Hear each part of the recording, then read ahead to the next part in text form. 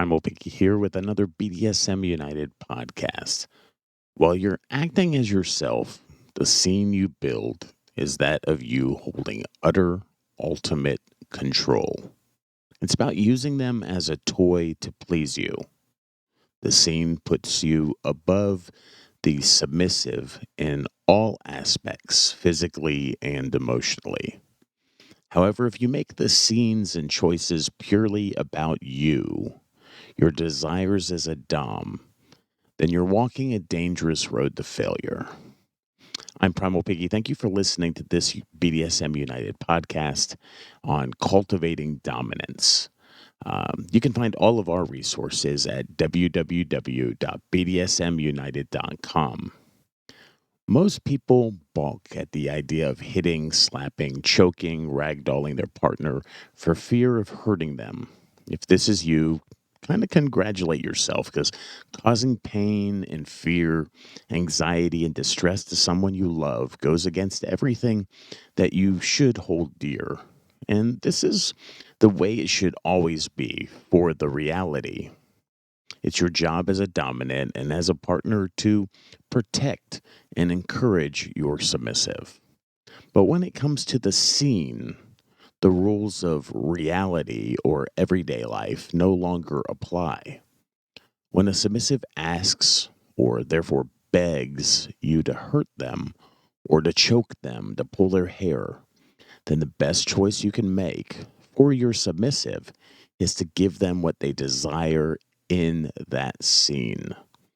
The line you have to walk is giving them enough sadistic punishment to satiate them without causing any serious, lasting injury or harm.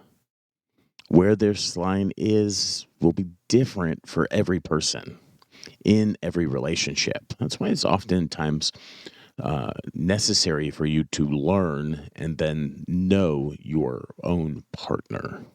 Many people don't want to be bruised or marked in any way.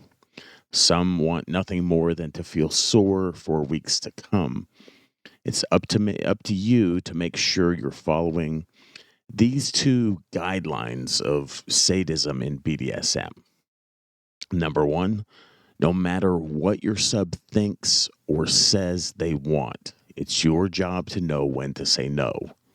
If your submissive partner asks you to punch them in the face and leave them with a black eye, of course, this is an extreme example meant for hyperbole.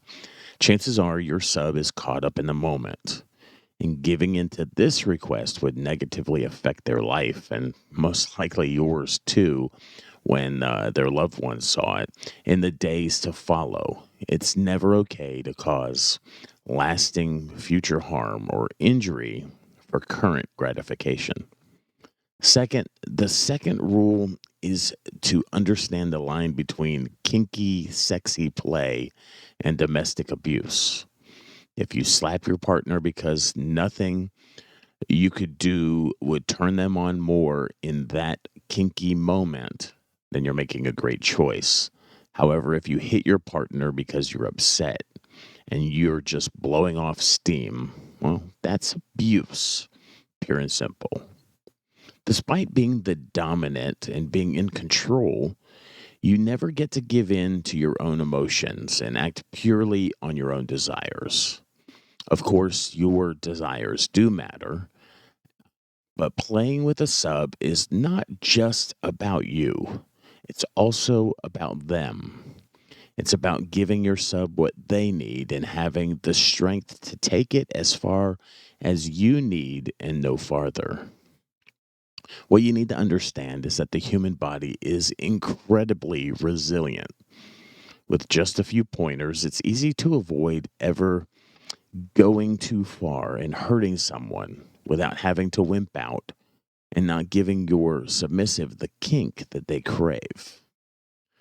You should start low and slow and then ramp it up.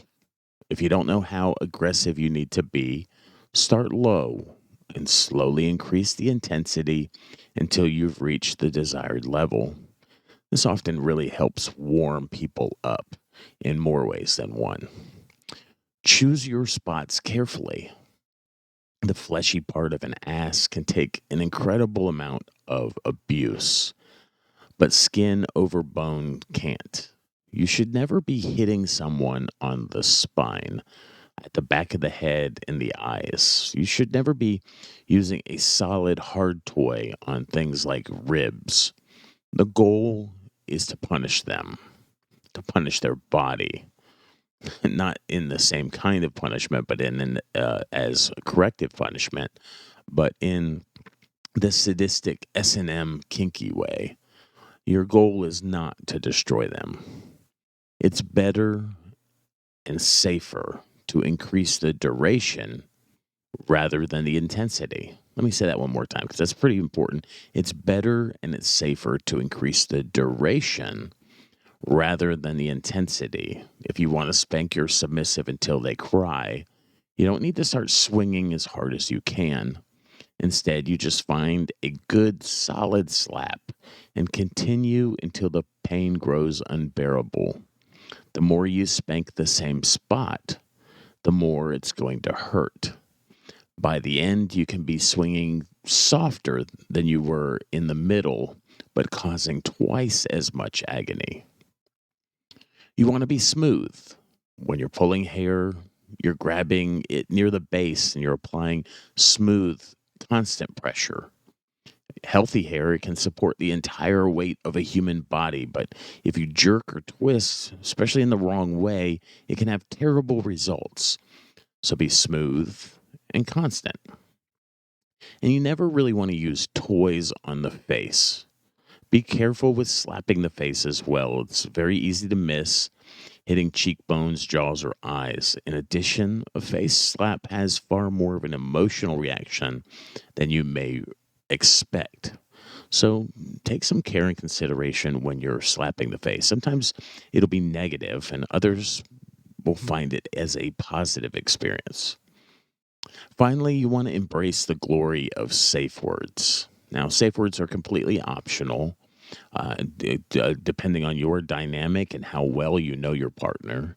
But we generally, as a good guideline, suggest that that you start with safe words.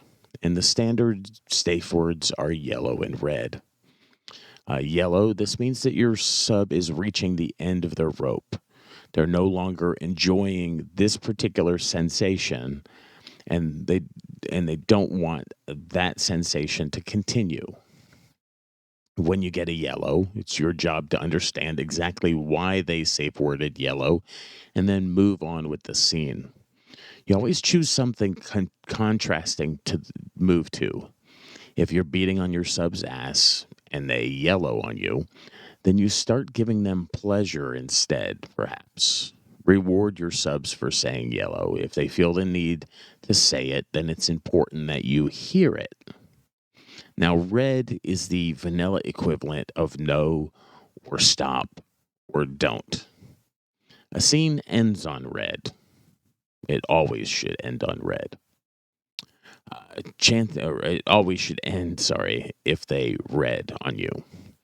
Uh, Chances are, if you're being a responsible Dom, you'll never hear red spoken. But there are situations where it may happen, especially if your sub suffers from anxiety or panic attacks or something you do, even if you don't intend it to, of course, it may trigger them in some emotional way. If you get a red, the only thing left to do is have an honest discussion and provide the amount of comfort or aftercare that your sub needs. You should never continue a scene after hearing red, and you should probably never consider starting again that same night. Red is very serious. That's why we offer another one called yellow. If you use these safe words, you can relax knowing that they are your safety net. If your sub asks you to spank them, and once you start, they start to cry and they say, "No, it hurts. No more. Stop." The reality says it's time to stop. You've gone too far, but the scene is different. For many, this is the sexiest part. Having a somewhat consensual non consent type of aspect to the scene, being forced to take it after it stops being fun and being spanked past the point of tears and sobs. If you trust your submissive and you're confident that they know and will use a yellow or a red if they need it, then saying no more, stop, and it hurts is part of the scene. It's part of the role play of the scene. If your sub actually needs you to stop, they'll say yellow. This means what you're doing is correct. You're hurting them as much as they need to be hurt at this time in this scene for their and your pleasure. As with anything in BDSM, everything that you've heard in this podcast is extremely contingent on a large amount of trust and communication with your partner. If your submissive wants to use a safe word but doesn't out of fear, that's a really big problem. That's actually, I consider that a breach of trust in the relationship. If you don't have complete trust between the two of you, you shouldn't be pushing any limits in BDSM in any way. The final note is this, and in many parts of the world, everything that we've just talked about is technically illegal. It doesn't matter if your sub asks for it. It doesn't matter if you fill out a contract. It doesn't matter if they explicitly state, even in writing, exactly what they want from you. In the United States, where we live, for example, physically attacking another human is illegal. There's no form of consent which can usurp the law. So we want to be perfectly clear. It's absolutely possible for a submissive here in the United States to ask you to beat them, to enjoy every second of it, to thank you when you're done, then to go home and be coerced by a family member or someone else, even report it as abuse. They could go to the police, and you could be charged with criminal assault. For this reason, you need to be careful to never play with anyone you don't fully trust. This is one reason why we stress vetting so much. And while BDSM is morally and ethically justifiable, and it's downright beautiful when it's done correctly, laws are oftentimes not on our side.